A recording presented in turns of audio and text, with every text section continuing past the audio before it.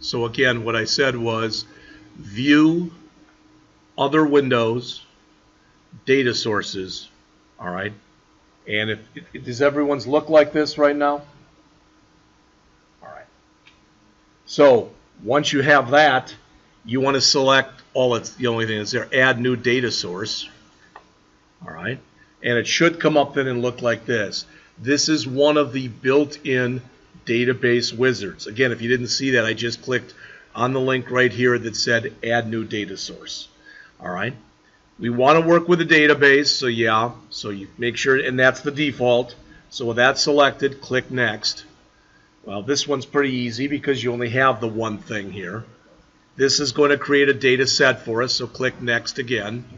All right. Now, don't worry about mine right here. You know, on yours, you're not going to probably have anything here. All right. So you're going to want to click New Connection. Unless you have something there. Let me ask, do you have something here? All right. Does yours say demodb.mdf? All right. That's good. Then if it does, just click Next. Is there any ones that says nothing? All right. Because if it does say nothing, you want to click New Connection, and you'll have to set it up. It's good that it's recognizing that. I just wanted to show you this, though, just in case. All right, the stuff that's here, because you're going to hear about this next semester as well. Don't worry about memorizing it. Well, we're not going to do it very many times, but just so you see. If you look up on the screen where it's got this Microsoft SQL Server, SQL Client, and there's a change button there, these are all the different types of things that you can attempt to hook up to. The first one is Microsoft Access. You may or may not have ever even heard of Access. Access comes with Office, with Microsoft Office. It actually is a stripped down version of the database we're using. But it's also not meant to support a lot of users.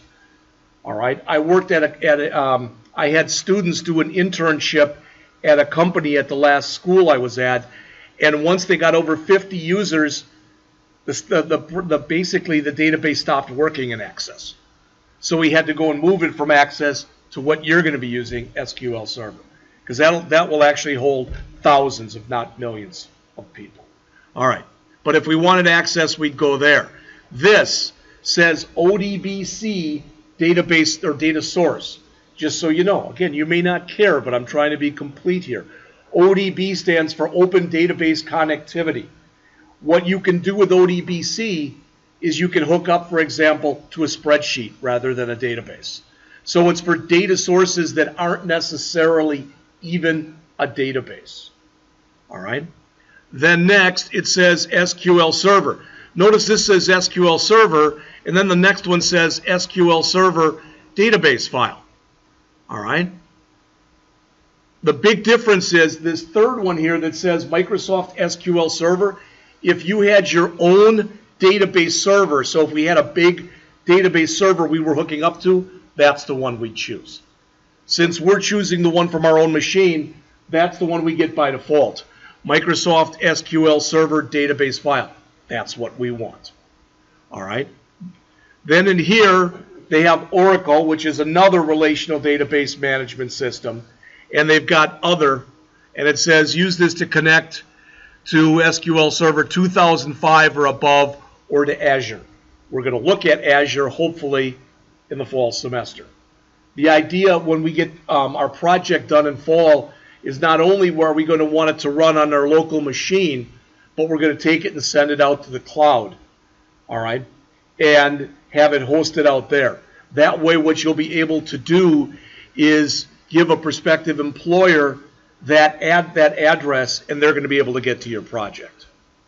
All right? Okay. So I'm just going to cancel this. The other thing that's here is, notice it says server name. It says, please wait, because I just clicked there, while we download a list of servers. It's not, even when it comes back, it probably won't show anything. It's got this. Yours won't look like this. That happens to be the name for mine. All right? Again, do you need to care? Not right now. This is an important thing, though. This, everybody see this? It says Windows Authentication. What that means is that anybody who can log into this machine can use that database. Does that make sense to you?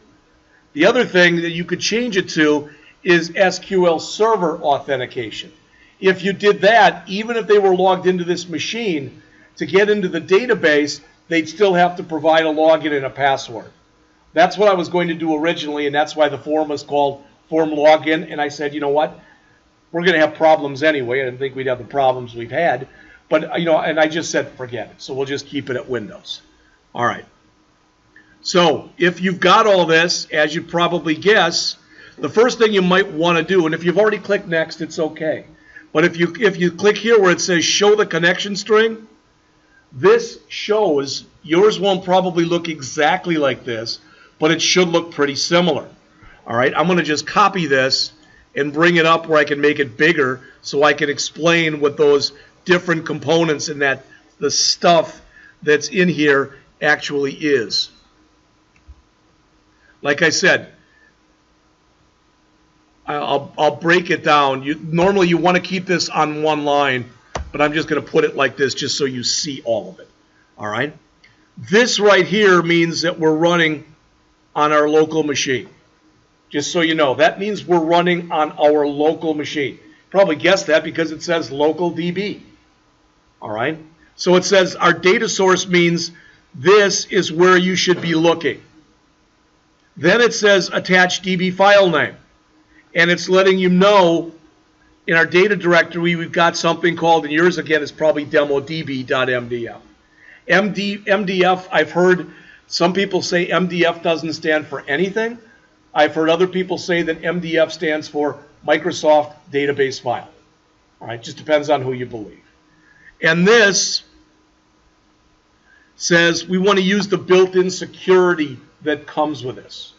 All right, there's even other things that you can add, such as, well, by default, if you log in and it can't find what it's looking for, it'll sit there and it'll just spin almost forever looking for it. But you can set like a timeout so that if it doesn't find what you're looking for, let's say in 30 seconds, it just stops. So there's other things that we can add there. The reason I wanted you to see that is you're going to be seeing this stuff again in just a few minutes. All right. So I'm going to click Next. And it asks for the name of the connection string. By default, it gives you the name of the database. Then afterwards, it puts connection string.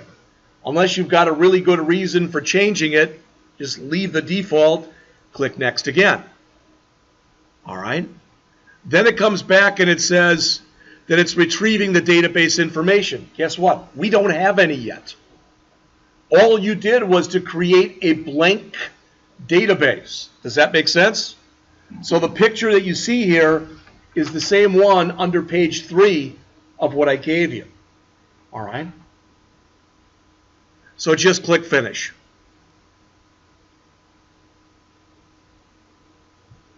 Now, what I'm hoping is after you do that, when you look up here, yours is going to say something similar to mine. Mine says Demo DB dataset. Even if yours doesn't say exactly that, but it'll show that one, so to speak. All right?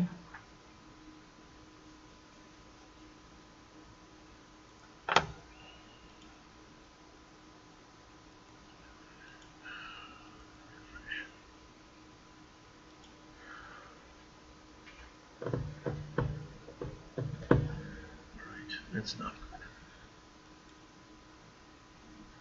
Boy, oh boy. All right, I'll tell you what. It's 9. Let's take a break. Let's come back at 9:15, and hopefully we'll get everything to start working. All right?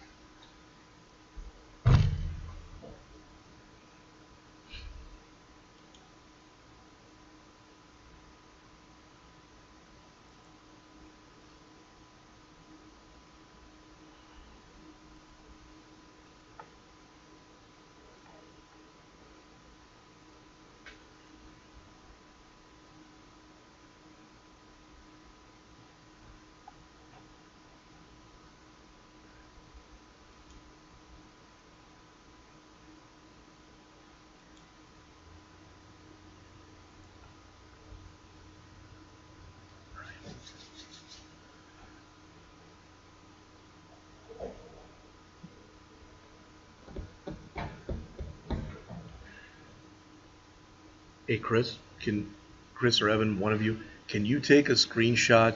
In fact, both of you, just so I'm sure you've got the same error.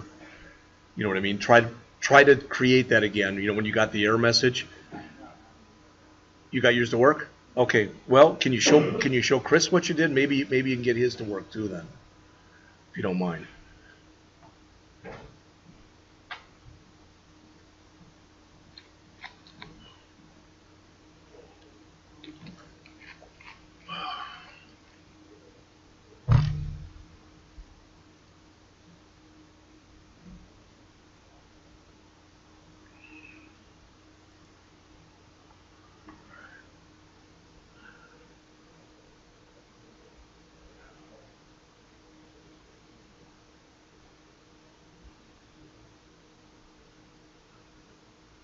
Did his work? Okay. Thank you.